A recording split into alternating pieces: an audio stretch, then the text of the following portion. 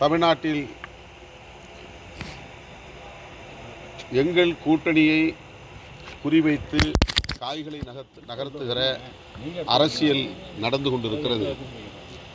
அவர்களுக்கு மீண்டும் ஒரு முறை வெறுவாய்க்கு அவல் கிடைத்ததைப் போல ஒரு வாய்ப்பை தர நான் விரும்பவில்லை. எனவே என்னுடைய வாழ்த்துக்கள், வெற்றிகரமாக இந்த விழாவை நீங்கள் நடத்துங்கள் என்று ஏற்கனவே நான் கூறிவிட்டேன். நான் சுதந்திரமாக எடுத்த முடிவு, நல்லெண்ணத்தின் அடிப்படையில் எடுத்த முடிவு, விடுதலை சிறுத்தைகள் அங்க வகிக்கக்கூடிய கூட்டணியின் நோக்கம் சிதையாமல் இருக்க வேண்டும் என்கிற அடிப்படையில் தொலைநோக்கு பார்வையோடு நான் எடுத்த முடிவு. எனக்கு எந்த வகையான பிரஷரும் இல்லை. திமுக அதில் தலையிடவில்லை. சார், 2026 வந்து திமுக கூட்டணி ஆட்சிக்கு வரணும் அப்படின்னு நீங்கள் நினைக்கிறீங்க. ஆனால் வந்து மன்னர் ஆட்சி வந்து 2026 வரக்கூடாதுன்னு உங்கள் கட்சியோட துணை பொதுச் செயலாளர் சொல்கிறாரு. அது திமுகவை மீன் பண்ணுறதா இருக்குது. அதை பற்றி நீங்கள் என்ன சொல்றீங்க? விடுதலை சிறுத்தைகள் கட்சியில் அவர் இருந்தாலும், துணை பொதுச் செயலாளர் பொறுப்பிலே அவர் இருந்தாலும், வாய்ஸ் ஆஃப் காமன் என்கிற அமைப்பின் சார்பில் அவர் அந்த நிகழ்விலே பங்கேற்றார் என்பதுதான் உண்மை. விகடன் பதிப்பகமும் வாய்ஸ் அண்ட் காமன்ஸ் என்கிற அந்த நிறுவனமும் இணைந்து அந்த புத்தகத்தை கொண்டு வந்திருக்கிறார்கள். வாய்ஸ் ஆஃப் காமன் என்பது ஒரு நிறுவனம், தேர்தல் உத்திகளை வகுக்கக்கூடிய நிறுவனம். அது கோ பப்ளிஷர், இணை வெளியீட்டாளர் என்கிற அடிப்படையில் எல்லோருக்குமான தலைவர் அம்பேத்கர் என்கிற நூலை வெளியிடுவதில் ஈடுபட்டிருக்கிறது.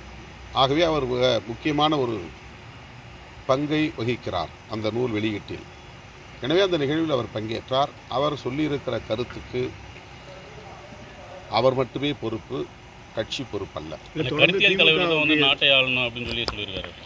அது ஒவ்வொரு தனி மனிதருக்கும் ஒரு சுதந்திரம் இருக்குது. கருத்து சொல்லலாம். கட்சிக்குள்ள 100 பேர் இருக்கிறோம், 100 கருத்து சொல்ல முடியும். அவர் தொடர்ந்து திமுகவுக்கு எதிராகவே கருத்துக்களை பதிவு செய்கிறார். அவர் மீது கட்சி நடவடிக்கை எடுக்கப்படும். ஏனென்றால் அவர் கட்சி சார்பாக இல்லைங்க. ஆனால் அவர் வந்து அப்படிதான் இல்லை கட்சியில் இருக்கிறாரு. அந்த கருத்து அவருடைய தனிப்பட்ட கருத்து, அவ்வளோதான். அதில் விடுதலை சிறுத்தையில் அந்த கருத்தை கிளைம் பண்ணல. உங்களுடைய மனசாட்சி அங்கே தான் இருக்குது, அந்த நிகழ்ச்சியில் தான் இருக்குன்னு சொல்லிட்டு தான் அவர் வந்து பேசுகிறாரு. ஒருவேளை உங்கள் மனசாட்சி அவர் பேசியிருக்காரா? அவர் ஒரு நம்பிக்கையில் சொல்கிறாரு. இந்த மாதிரி அவர் நான் கலந்து கொள்ள முடியலைங்கிற ஒரு வருத்தம் அவருக்கு இருக்குது, ஒரு ஆதங்கம் இருக்குது. தன்னை ஆற்றுப்படுத்திக் கொள்ளக்கூடிய வகையிலே அவர் அந்த கருத்தை சொல்லியிருக்கிறார். உங்களுக்கு வருத்தம் இல்லையா? உங்களுக்கு வருத்தம் இல்லையா? இதில் வருத்தம் அவர் தெரிவித்த கருத்து இல்லை சார். அவர் தெரிவித்த கருத்துலையா இன்னைக்கு கலந்து கொள்ளாத உங்களுக்கு வருத்தம் இல்லை. நான் தான் தொடக்கத்திலே சொல்லிட்டேன். சுதந்திரமாக எத்தனையோ நூல் வெளியீட்டு விழாவில் நான் பங்கேற்றிருக்கிறேன். அம்பேத்கரை பற்றி எத்தனையோ மேடைகளை நான் பேசியிருக்கிறேன். ஆயிரக்கணக்கான மேடைகளில் நான் பேசியிருக்கிறேன். எனவே இந்த மேடையில் பங்கேற்க இயலவில்லை, அதனால் நான் அம்பேத்கர் கருத்துக்கே எதிராக இருக்கிறேன் என்பதை போன்ற தோற்றத்தை சிலர் உருவாக்க முயற்சிக்கிறார்கள். அது தவறு. பொதுவெளியிலே இன்றைக்கு நடிகர் விஜய் போன்றவர்கள் எல்லாம் அம்பேத்கர் அவர்களை பற்றி பேசுவது என்பது புரட்சியாளர் அம்பேத்கருக்கு கிடைத்த ஒரு மாபெரும் வெற்றியாக நான் பார்க்கிறேன். மற்றபடி எனக்கு இதில் எந்த வருத்தமும் இல்லை, நெருடலும் இல்லை.